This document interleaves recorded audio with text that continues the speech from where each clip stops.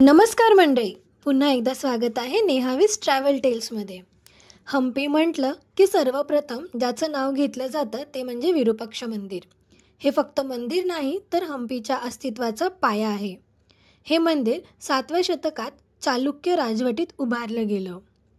आजही इथे पूजा आणि धार्मिक विधी चालतात, त्यामुळे हे मंदिर हजारो वर्षांपासून अखंड जिवंत आहे.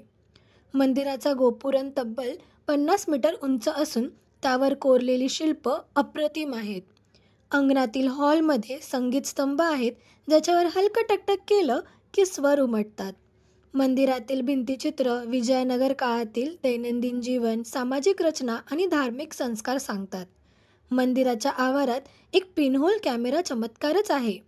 गोपुरमची प्रतिमा मंदिराच्या आतल्या अंधाऱ्या खोलीत उलटी दिसते. हे त्या काळाच्या विज्ञान आणि स्थापत्याचं अद्भुत उदाहरण आहे. तिथे आणखी एक आकर्षण म्हणजे हत्तीन लक्ष्मी. भक्तांना आशीर्वाद देणारी ही हत्तीन मंदिराच्या परंपरेचा भाग आहे. विरूपाक्ष मंदिराच्या शेजारीच वाहते तुंगभद्रा नदी, जी हम्पीचा आत्मा आहे. तुंगभद्रा नदीचं नाव 2 नद्यांवरून आलं आहे, तुंग आणि भद्रा, ज्या पश्चिम घाटातून उगम पावून कर्नाटकात संगम करतात.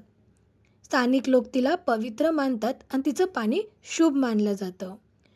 चला तर मग मंडळी, भेटूया आपल्या पुढच्या व्हिडिओमध्ये हम्पीबद्दल अधिक जाणून घेण्यासाठी.